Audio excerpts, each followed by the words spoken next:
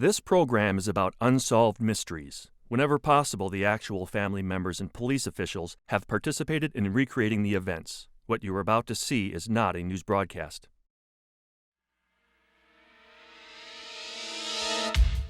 Tonight, the season premiere of Unsolved Mysteries. December 26, 1980. A U.S. Air Force security patrol told of seeing a mysterious unearthly visitor near their air base in England. During the next 2 nights, a rash of sightings astounded even the most skeptical military men. For years, these sightings were cloaked in secrecy until tonight, for the first time, former Air Force personnel go on camera to tell of a close encounter with what they believe were UFOs. Shane Stewart and Sally McNally of San Angelo, Texas, were typical teenagers until they became involved with a bizarre underground cult. On July 4th, 1988, Shane and Sally mysteriously disappeared. 4 months later, their bodies were finally discovered. Both had been murdered. When Carla Downing was 16, she lost her mother in an automobile accident. 25 years later, after her father passed away, Carla would discover a surprising secret hidden in her tangled family history. The woman she knew as her mother was not her mother after all. Join me for these fascinating new stories on the season premiere of Unsolved Mysteries.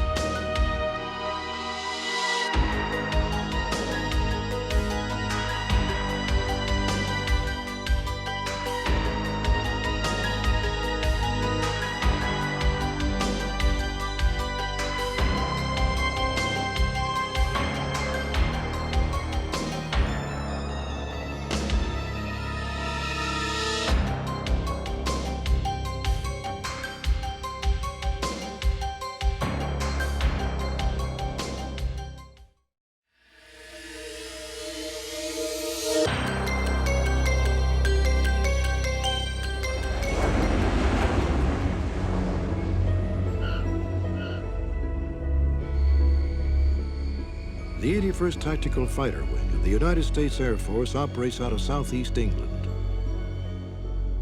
In a unique arrangement, the wing is housed on twin bases, Woodbridge and Bentwaters. The 2 air bases border a 3-mile expanse of farmland and woods known as Rendlesham Forest. In 1980, Rendlesham was a site of one of the most extraordinary and least publicized events in modern military history. Around 2 a.m. on December 26th, Airman First Class John Burroughs and his partner, both assigned to Woodbridge Base Security, were on routine patrol along the base perimeter. Hey, what the hell's that over there? Geez, I don't know. What the hell is that? I don't know. I've never seen anything like it before. It's out in the middle of the woods. Now, come on, let's go back to this guard station, call the sergeant, see what he wants to do. All right. There was definitely something out in the woods. It seemed like to me like a massive light show. I'm thinking, who would come out in the middle of the woods outside an Air Force base and make a Christmas display? I was nervous, he was nervous. We didn't know what to expect, and we decided at that point in time we better get back and let somebody know what's going on in case something did happen. Burroughs notified his immediate superior from a nearby sentry post. Yeah, we got some kind of weird activity in the woods off the base. Hey, John. Yeah, sure, I can see him from here. It's still going on. Yeah, look, it's some kind of weird lights in the trees. I don't know, they're moving all up and down. Almost simultaneously, another security patrol arrived. They verified the presence of the odd lights. All right, hold on. He wants 3 men to go down off base. You coming with us? Nope. All right, look, we'll stay in radio contact. Going off base, leave your weapons. Burroughs and the 2nd Security Team were sent off base to investigate. They were ordered to leave their weapons behind because they were moving out of American jurisdiction.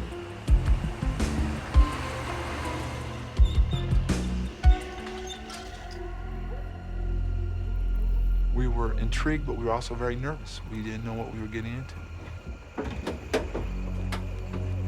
We started in on foot towards the lights. At the same time, we could hear the animals were very upset. You could hear a lot of ruckus. He's going around us. At that point, we got a radio transmission They had just gotten contact from Heathrow Tower in London that an object had been seen over our base and it had disappeared on radar. Setting? I can't tell. All of a sudden in the clearing there was an object. It had a bank of blue lights on it and it was sitting there like strobing. It was unbelievable. We all hit the ground and it went up into the trees.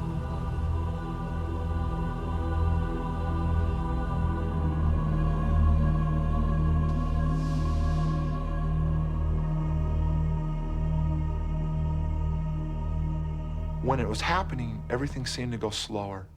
We seemed to be in like I wouldn't say a time warp, but like everything appeared to be happening slower to us, and everything felt different.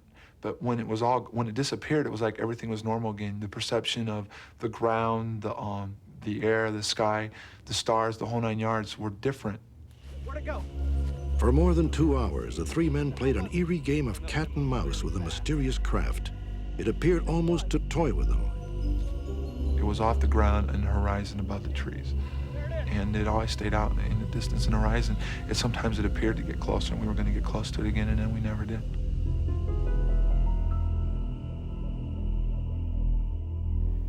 The events of that December night set in motion a chain reaction that would eventually result in the best documented sighting of a UFO in American military history. The United States Air Force has no official comment on the entire incident, but tonight the military personnel who actually witnessed the events will appear on camera for the first time.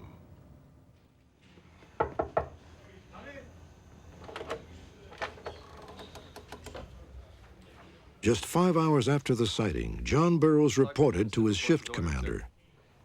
At ease. Spit it out. What did you see? Well, sir, after we received permission to continue into the woods, we saw some lights, sir. Red ones, some white ones. And, well, sir, they, flew up into the trees.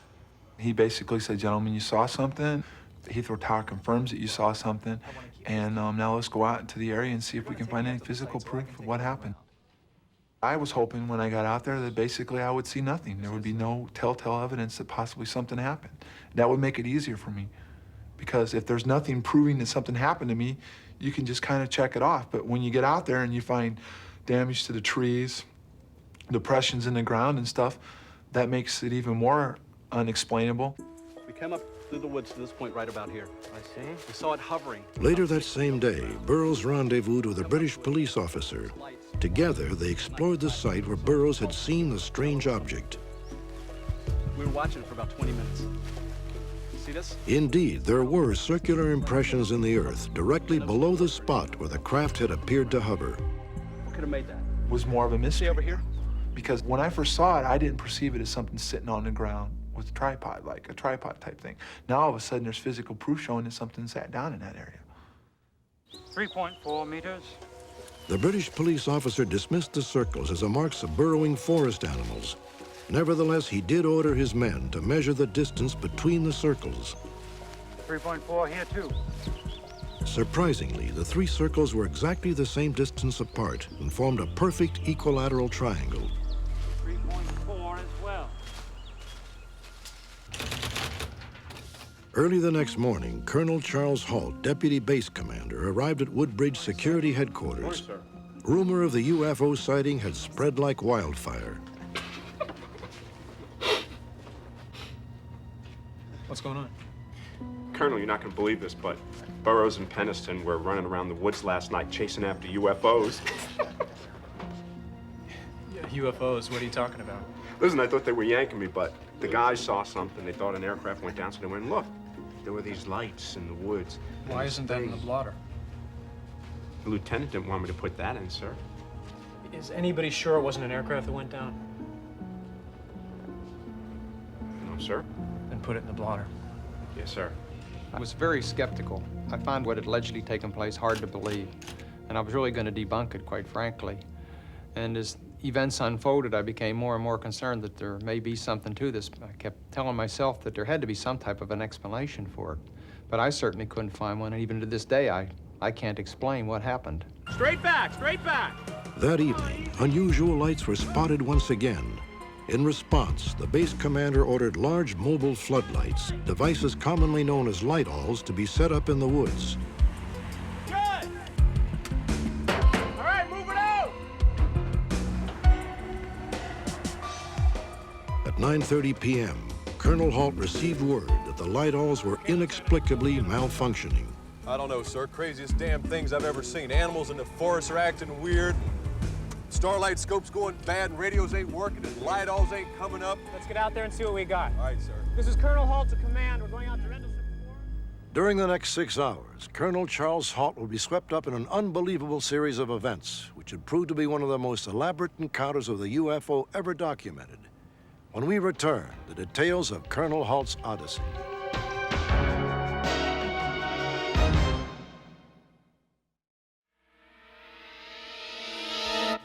In 1980, just after Christmas, strange lights appeared in the forest near 2 American air bases in southeast England. Security at both bases sprang into action. Large portable floodlights, like this one, commonly known as light-alls, are positioned in the woods. The security police hoped to catch another glimpse of the glowing object sighted 2 nights earlier. But the light-alls mysteriously malfunctioned. Base security was immediately ordered to dispatch a second set of light-alls. Simultaneously, Colonel Charles Halt, deputy commander of both bases, put together a special investigative team. I called the on-duty or standby man in disaster preparedness and had him get his camera, he was a professional photographer, and calibrate several radiac instruments to take along, and we were going to go debunk this. By the time Colonel Halt arrived at the site, the second set of light-alls was also malfunctioning. What's going on, Sergeant? Colonel, we're having a little problem. Some of the vehicles weren't working properly, and radio transmissions were limited at best. Breaking up. Okay, Lieutenant, where'd you see that light? It's right through there, sir. Armed with a Geiger counter, a starlight scope to enhance night vision, and a tape recorder to record his first impressions, Colonel Halt led his team into the woods. Here, sir. Let's go. Follow me, sir. What you are about to see is based on verbatim transcripts of the tape made that night.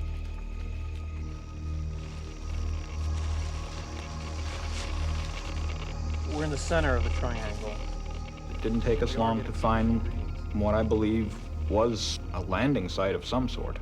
The trees had branches broken off. One of the members of Colonel Halt's team was Sergeant Robert Ball. As we looked up, and we had high-power flashlights with us, and we could see branches up to 1 inch, 2 inches in diameter, which had either been knocked completely off or had been bent downward. And it was clean up to the top of the trees. We looked at the area through the starlight scope, and it did, I'll have to admit, have a dull glow that I couldn't explain. Over here. So we got the radiac instruments out, and we're taking readings. 4 clicks, And while we were doing this, the police lieutenant said, "Look, over there." Colonel! Yes, sir. And it was a strange glowing object that appeared to be 100, 200 meters away. I couldn't explain Lights it. out, everybody. It was avoiding the pine trees, zigzagging around them. It kind of winked at us. Strangest thing I've ever seen, sir. Strange. Wow. It looks like an eye winking at you. It approached us at one time. We just stood there in awe.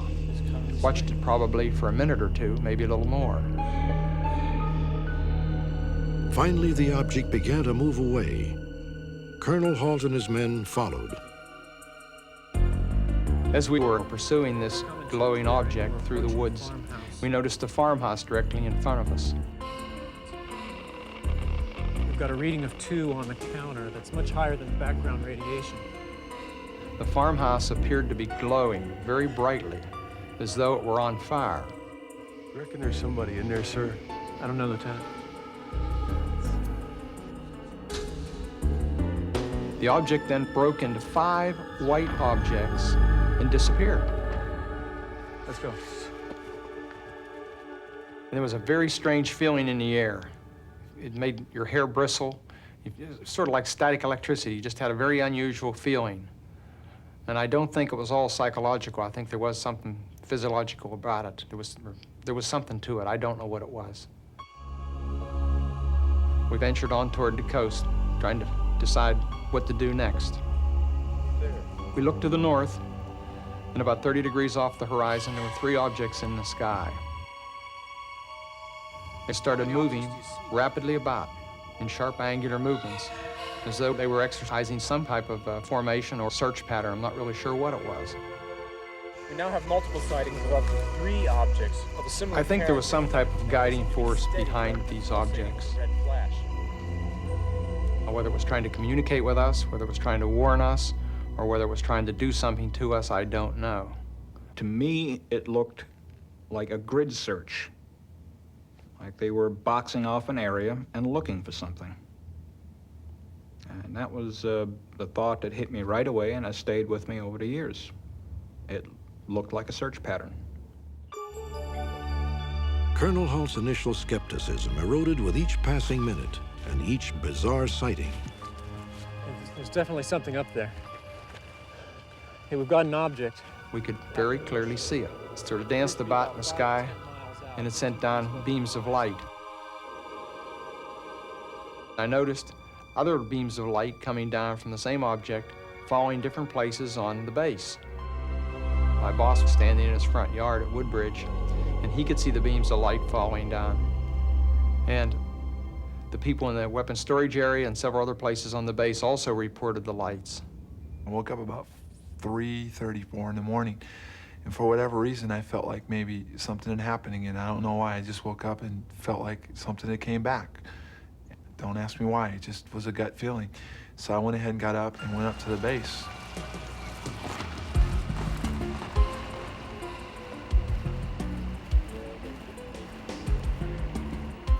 All of a sudden, a couple of like blue, transparent type lights appeared in the sky. They were all of a sudden in the horizon, and one of them broke towards us.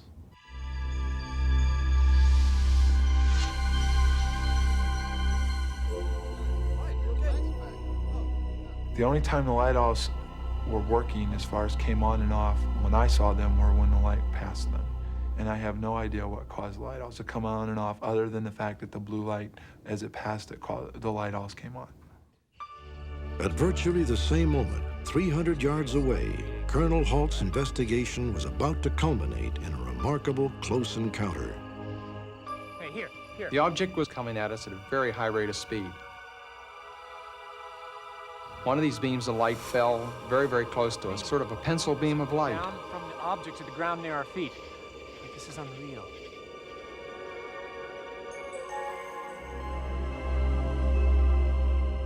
The extraordinary visitor never returned. Let's go. I drafted a memo, sent a copy to London, and it was swallowed up. It became very quiet. This is a copy of Colonel Halt's memo. It was submitted to British military authorities who never acted on it. The United States Air Force did not acknowledge that the episode had occurred. Then in 1983, a private citizen invoked the Freedom of Information Act, and Halt's memo was released. Nevertheless, many remain unconvinced. Spacecraft from another world, although not impossible, is extraordinary. James McGahey is an astronomer and noted UFO skeptic who is director of 2 private observatories. And the burden of proof for any event that is extraordinary is upon those making the claim, not upon those who look at it from a skeptical perspective. Where is the evidence? Show me the evidence. And that's what science is all about. On the first night, the night of 26 December 1980, at about 3 o'clock that morning, a bright fireball, which is a very bright meteor, came into the Earth's atmosphere. And this is unquestionably what John Burroughs saw that night. I've seen meteor showers come down before. It wasn't a meteor falling out of the sky, and it went up, not down. Meteors fall from the sky. They don't go back up into the sky. A meteor is not going to go up, go back and forth, and maintain position in the sky for a long period of time. A meteor is not going to send beams of light down. I think both of them are being honest as to what their perceptions are, but human perception is very, very easily fooled. And I think when they went out there to the woods, everybody was out there expecting to see a UFO. With that preconceived notion, the way you view things can be greatly influenced. There's definitely something up there. McGahey believes that the glowing red light Colonel Halt saw that night was simply reflections from the revolving beam of a nearby lighthouse. Moving away from us, moving fast. There are too many unrelated things. If it were just a reflection, how does one explain two different sightings in two different places in the sky? How does one explain the object moving through the forest? How does one explain the sighting in the forest by the 3 airmen? There are just too many things. I have a lot of unresolved questions that I'm not sure I'll ever have answered. I've had people suggest all sorts of things, everything from I've seen the second coming of Christ to the devil's after us. I can't explain it. I really can't. I know it was beyond the realm of anything that we experience in ordinary life.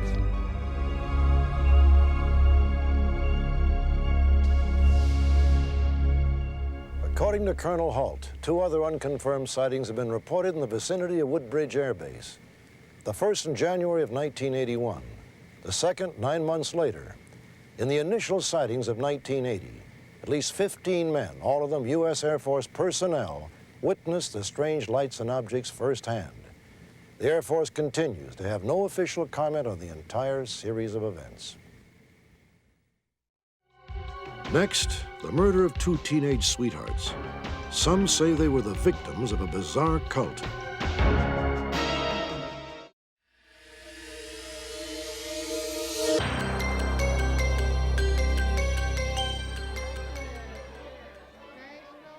Shane was a very lively, energetic kid.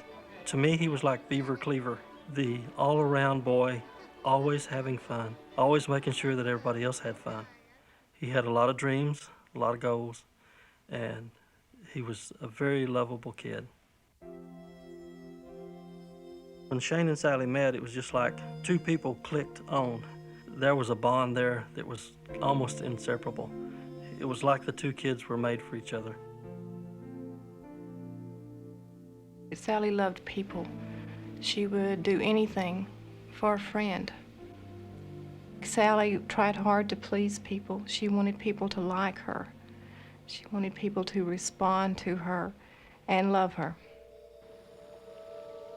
Shane Stewart and Sally McNally grew up around San Angelo, Texas, a peaceful, bucolic ranching community. But like so many other small towns, there was more to San Angelo than meets the eye. Independence Day 1988 was a reunion of sorts for Shane and Sally. Each had recently returned to town, and it was their first date in more than 4 months. It was also the last time they would ever be seen.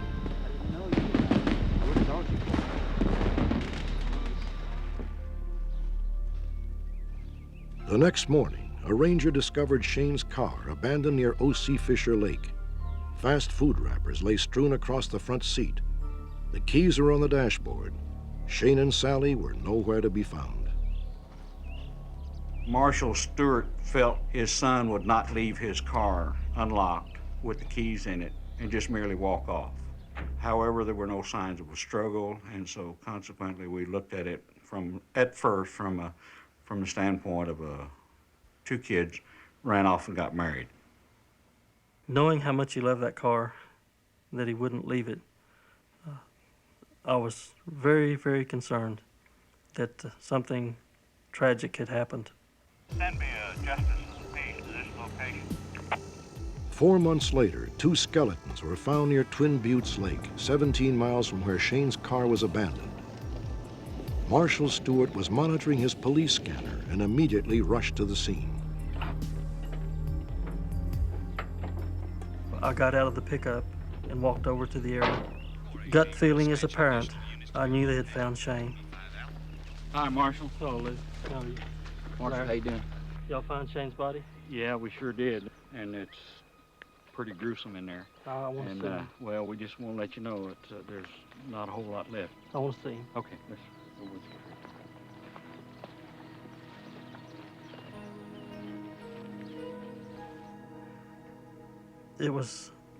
It was Shane, dressed exactly like he'd left the house that night.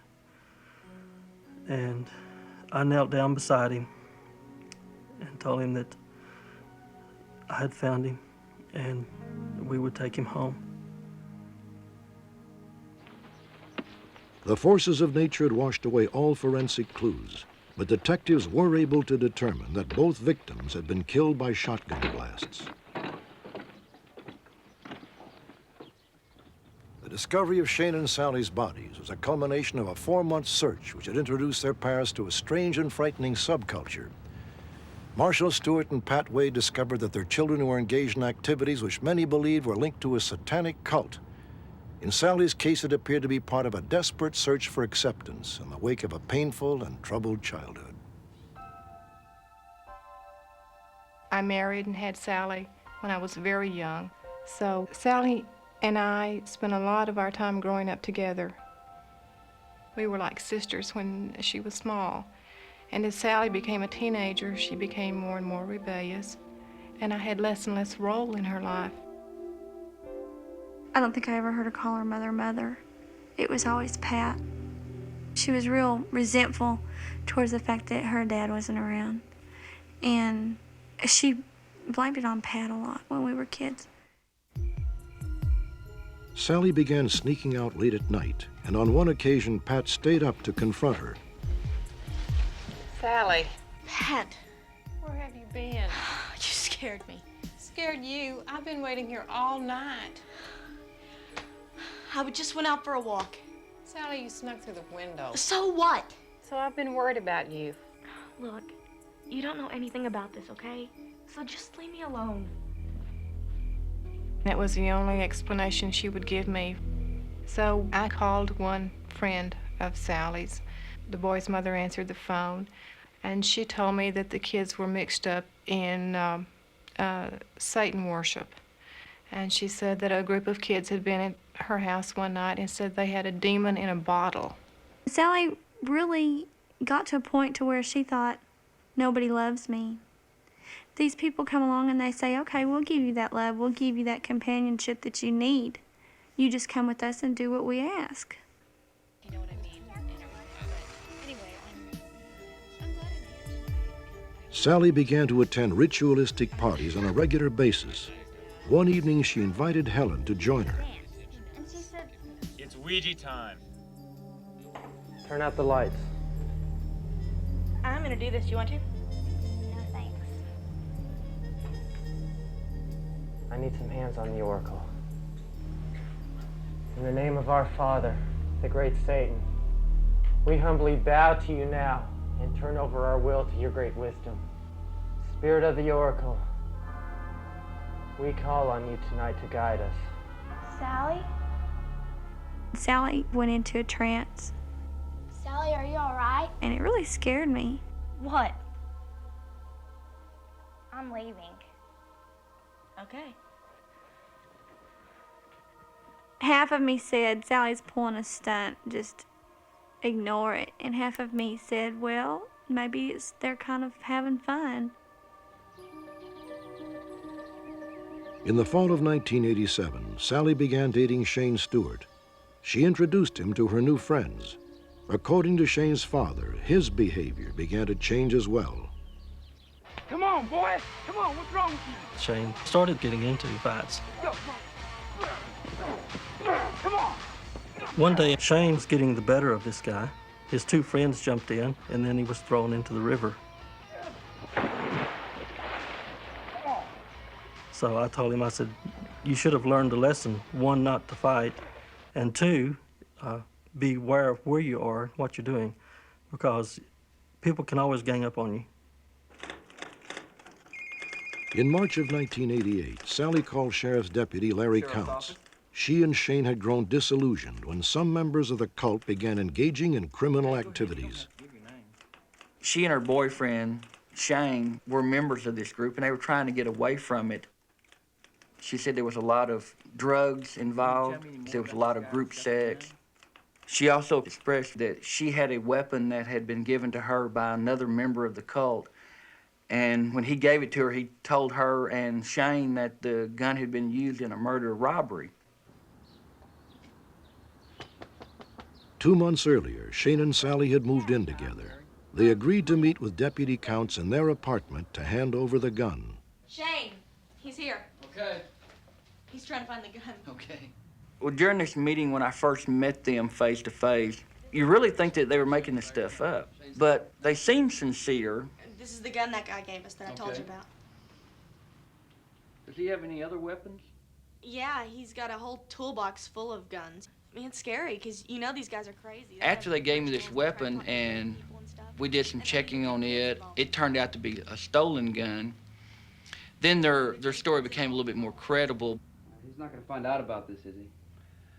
I can't promise you anything, but I will do my best. Well, I appreciate it. Okay. They did express fears that they might be she and her boyfriend might be in some danger because it's a very secretive type group, and they knew the ends, they knew the secrets, and when they broke away, they realized that they were in some danger. 6 weeks later, Shane and Sally moved out of their apartment and left town separately. But by early summer, both returned to San Angelo. Sally, what's wrong? I've got a problem. What kind of problem? I think they're gonna try to kill me. 2 weeks prior to her disappearance, Sally made a desperate telephone call to Helen. I said, nobody's gonna come and shoot you. I said, what did you do? She said, well, I really can't tell you. I gotta go. All right. Bye. She just tended to exaggerate things, so I really didn't think much of it. And I really didn't think to call Pat and say, Pat, Sally's in trouble, there's something wrong. I mean, I didn't think anything about it. Shane, it's for you. On July the 3rd, around noon, we received a phone call. And there was a man on the phone asking for Shane. And as I walked away, I heard Shane mention money. I'll have the money for you tomorrow. Just lighten up, will you? Goodbye. And so when Shane came out of the room, I asked him, I said, is there a problem? And he said, no. I told him if there was a problem, I was his dad, and I could help him handle it. And he said, no. He said, everything's fine. He said, I've taken care of it. Thanks, Dad. On July the 4th, Shane told me that he was going to go out and watch the fireworks. So I gave Shane a hug, told him that I loved him, take care of himself, and don't get in a bind. And he said, no problem. He said he'd see me later, and left the house. And that was the last time I saw him alive.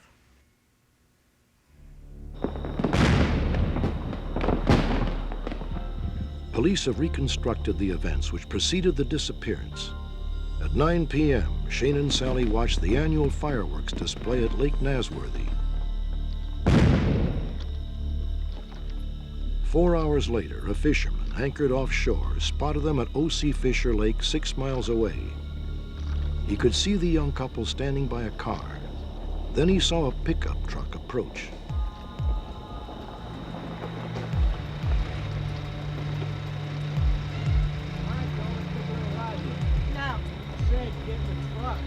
No, we're not going to come with you.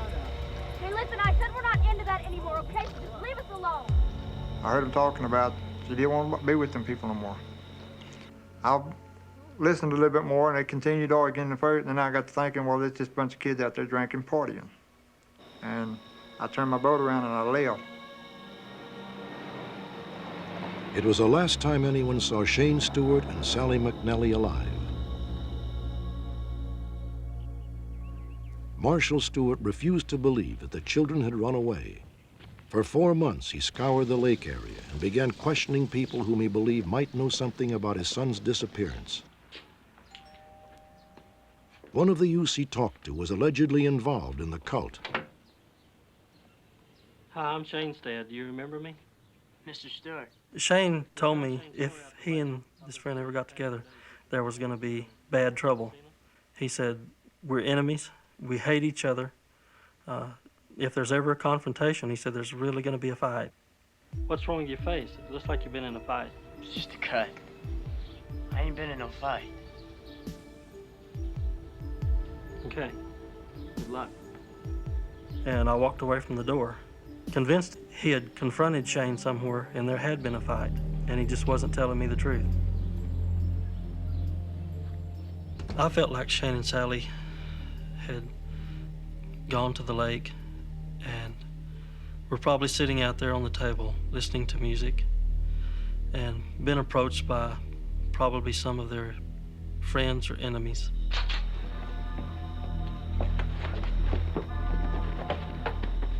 We don't have any suspects from the standpoint of something that we could bring to the grand jury.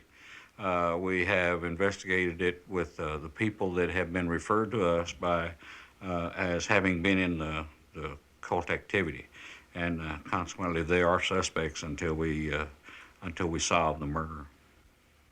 Most of my life, I was fearful of dying and leaving Sally before she was grown.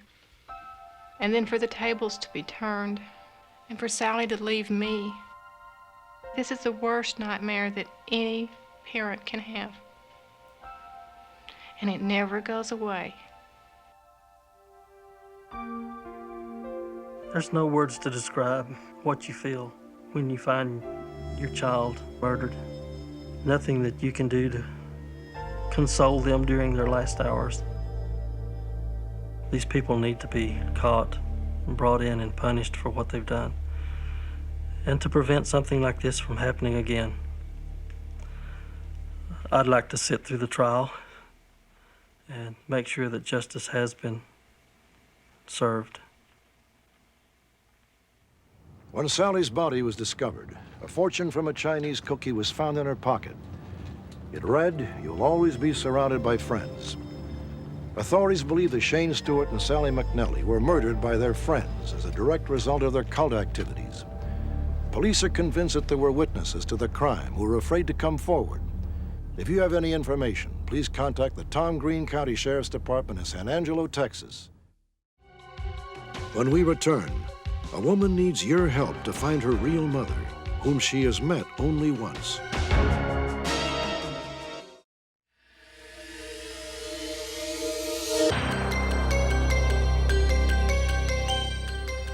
Imagine growing up as an outsider in your own home, feeling somehow separate from your family. This is how a young woman named Carla Downing felt her entire life. Carla's feelings of alienation were compounded by the tragic death of her mother when Carla was just 16. In June of 1965, shortly after her mother's death, Carla and her younger brother went to live with her grandparents in Alexandria, Virginia. Carla's father was in the Army and stationed overseas. Shortly after my mother's funeral, a woman came to my grandmother's house where I was living. You know, at that time I was 16. I had a little bit of money in my pocket. My grandmother was going to turn me loose that day to go do some shopping. I'm going to give you $20. Wow. I want you to get me a quart of milk, and you can use the rest for a dress or anything else you like. Thank you. You're welcome. Carla? Oh, Carla. This is Mary. Mary was a friend of your mom's in high school. Hi. You look very familiar. I saw you when you were just a little baby. And I do remember thinking, well, gosh, this woman needs to sit down. You know, she just looked kind of, I don't know, shook up or something. And, you know, I just kind of assumed that it was over my mother's death.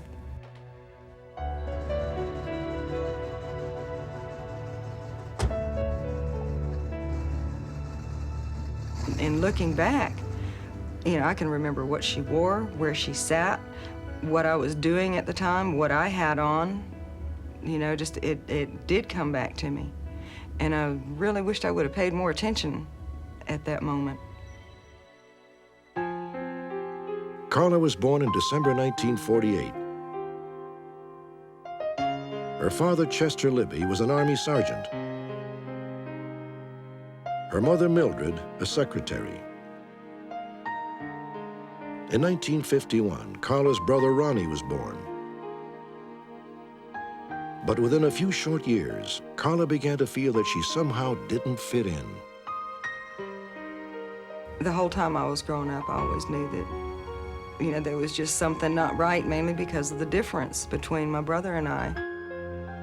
He had blue eyes and blonde hair, and it was curly, and, you know, I had straight, dark hair, dark eyes, olive complexion. You know, it was just obvious to me, even, that we just weren't alike. Carla kept her troubling suspicions to herself. After the death of her mother, Carla's father moved back to the U.S. and remarried. Carla graduated from high school, married, and had a son. But even as a grown woman, Carla never stopped feeling out of place in her own family. In 1990, Carla's father died, and she traveled to Arlington, Virginia for his funeral. Oh, wait a minute.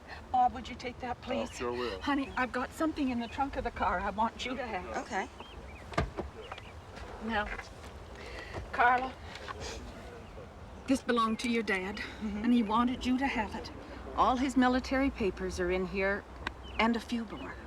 When I got the briefcase, I just wanted to go over each and every paper, you know, and remember all of the different places that we lived together and that sort of thing. And in the back of my mind, I knew there was something I was looking for. I just knew there was something in there.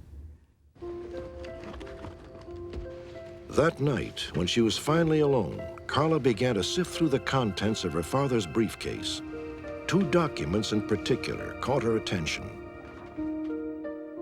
The first, dated November 1945, listed Carla's father as married. The second document, filed in November 1948, listed him as divorced. Carla was shocked to find that her father had been married before he met her mother and had been divorced just 1 month prior to Carla's own birth.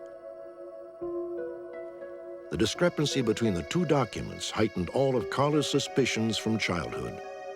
Well, that's good. Listen, the reason I'm calling, do you know anything about Daddy being married before? 2 days later, Carla called her Uncle Norman, her father's only living brother. She asked him to tell her the truth, and a surprising saga began to emerge. It shows him being married with 2 dependents. Norman made me feel really good because I got my initial straight answer from him. Somebody finally said, "No, you aren't his daughter. You were already there when he met your mother."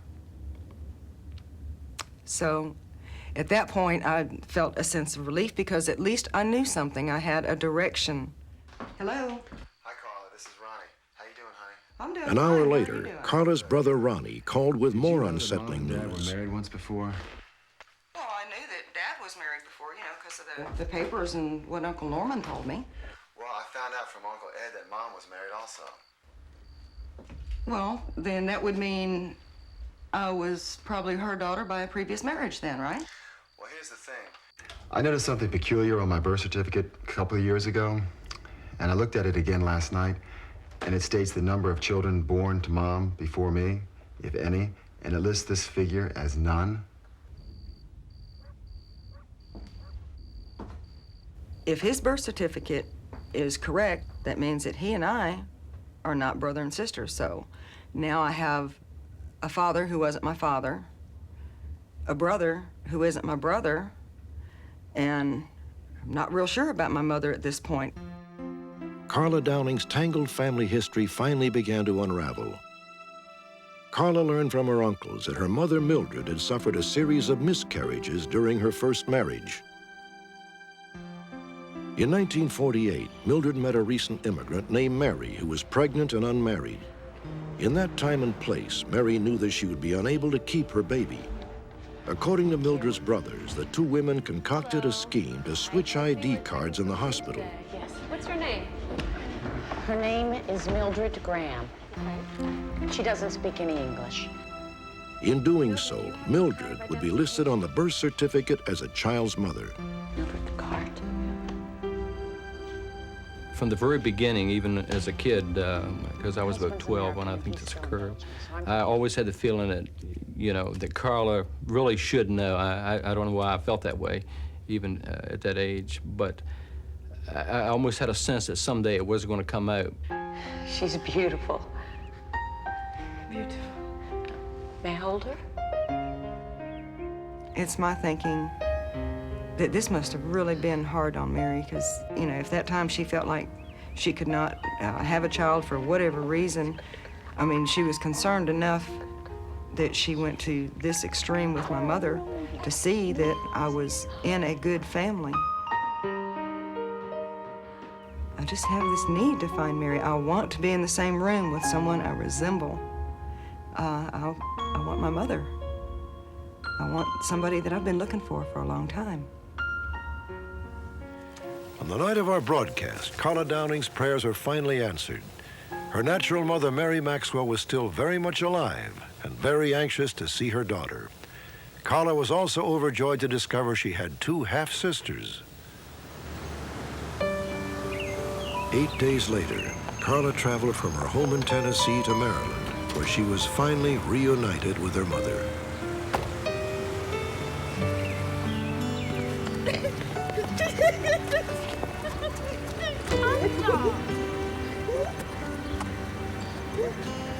You know, I seen it come. I knew it was her. I couldn't believe it.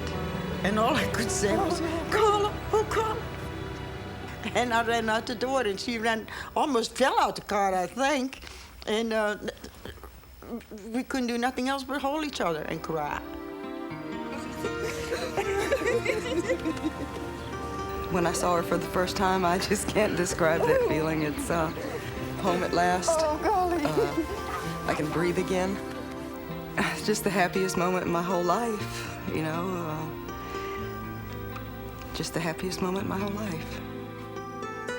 This is your grandfather and your grandmother, and this is your grandfather and grandmother when they got married. It's like a miracle. I couldn't believe it. I couldn't believe it for the longest time. I said, this is not happening to us. It only happens to other people that they find somebody they're looking for, not us. But yet it happened to us. When I found out that my mom was alive and healthy and okay, that was just the best news in the world. But then the extra bonus was I have 2 sisters and a nephew. So it's a happy ending. It's a fairy tale come true.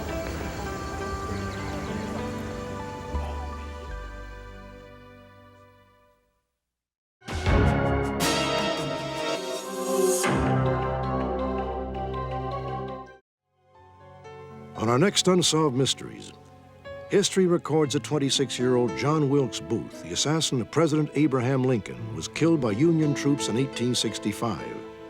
Now some historians claim that Booth actually managed to escape and flee to freedom.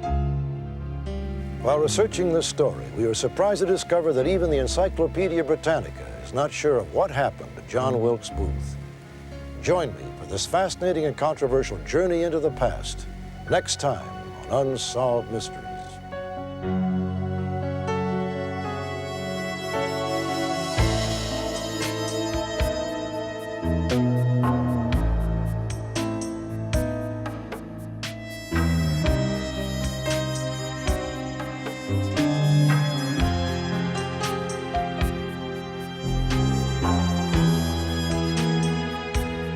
Thank you.